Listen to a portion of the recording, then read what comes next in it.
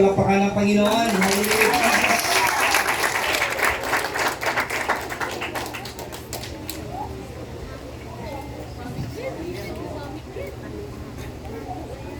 Minsan pa po natin purihin ang Panginoon. Hallelujah! Hallelujah, Jesus. Na-bless po ba kayo sa special number ng ating mga bata? Amen. Bago po ako magsimula sa aking ihahandog na special number, nais ko pong gamitin yung pagkakataon na ito para magpatotoo. Hindi po talaga kasama sa ano to, no?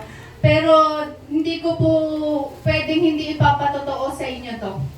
Ayun, hindi ko po talaga tunay po, hindi ko po kayang bilangin, hindi ko kayang isa-isahin yung kabutihan ng Diyos sa buhay ko at sa buhay po ng pamilya ko.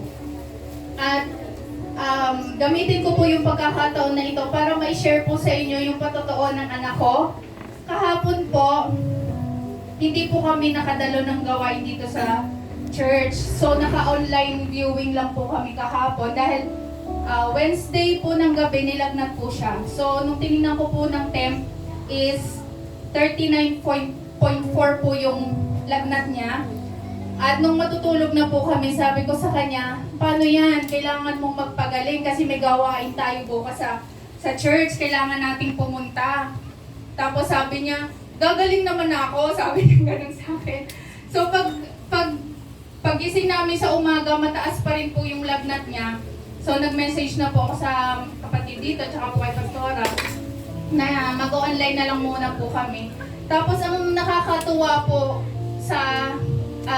kumbaga parang natutuwa po ako dahil nakita ko po kung paano po nakatulong yung pag-attend po ng anak ko sa children ministry.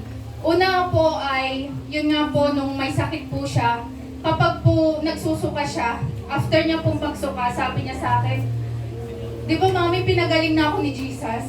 So sabi ko, oh, pinagaling ka na ng Panginoon. Tapos kapag nahihilo po ako, nahihilo siya, sabi niya, mami, nahihilo ako. Tapos biglang isusunod niya po, di ba pinagaling na ako ni Jesus?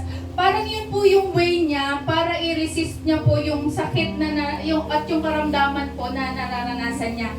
So, purihin po ang Panginoon dahil sa murang edad niya po, alam niya na ang Diyos ay nagpapagaling at hindi po talaga siya nagpahadlang, no? Kasi ngayon po yung schedule ng kanilang special number.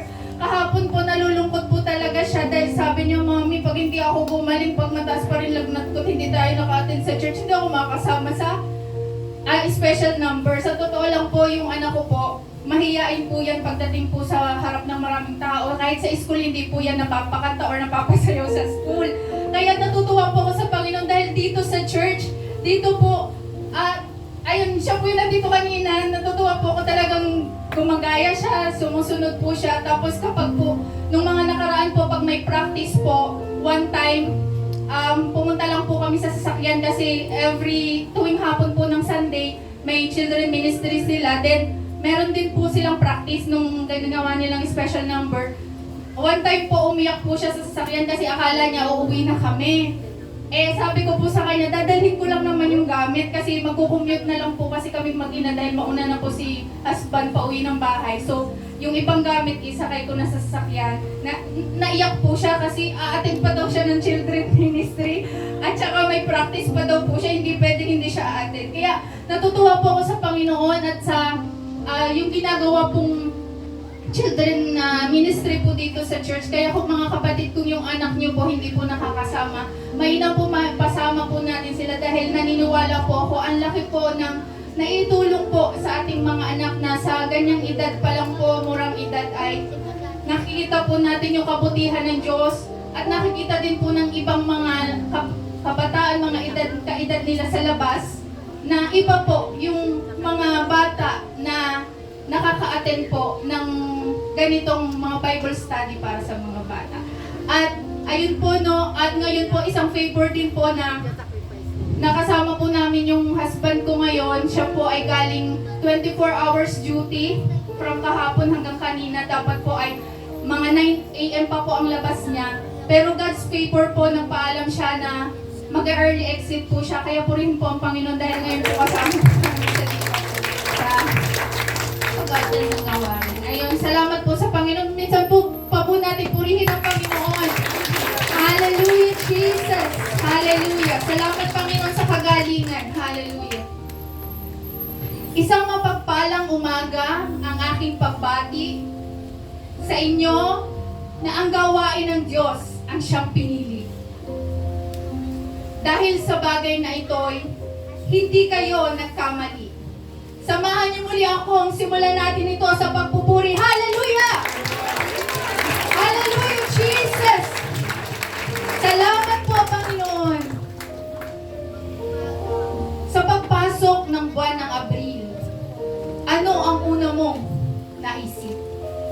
Maaring school vacation, family reunion, o outdoor trip. Tiyak ang mga araw na ito'y sa isip mo'y di nawawaglit. Dahil di lang estudyante ang bakasyon kapag Holy Week. Pagdiriwang ng mahal na araw kung ito'y ating tawagin. Ngunit tunay na rason ng okasyong ito'y alam ba natin? Maaaring oo, ngunit di nabibigyang mabuti ng pansin. Bilang mga mananampalataya, dapat po nating alamin. Hindi man binanggit sa Biblia ang tiyak na petsa. Ngunit ang tunay na dahilan dapat nating makita. Kung paanong inalay ni Kristo ang buhay niya dahil bawat isa sa atin sa Kanya ay mahalaga. Amen po ba? Amen. Sa labas ng iglesia ay ating makikita kung paanong ito'y ginugunita nila. Iba't ibang paraan ang kanilang ginagawa upang ipagdiwang itong Semana Santa.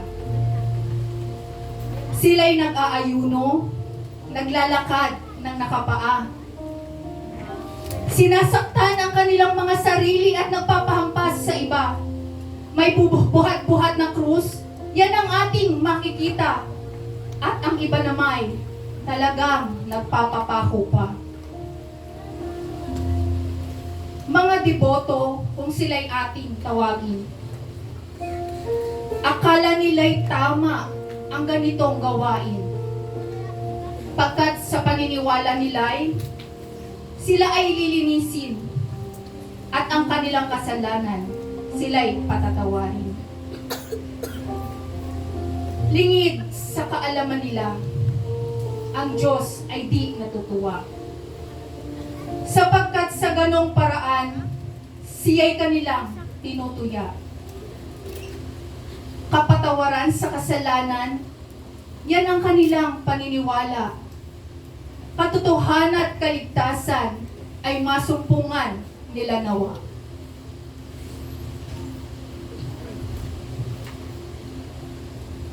Sa araw ng Biyernes Santo hanggang araw ng Sabado, bihira ang lumalabas at gumagawa ng anumang trabaho. Sapagkat para sa kanila'y namatay muli si Kristo. Mabubuhay lamang daw siya sa araw ng Linggo.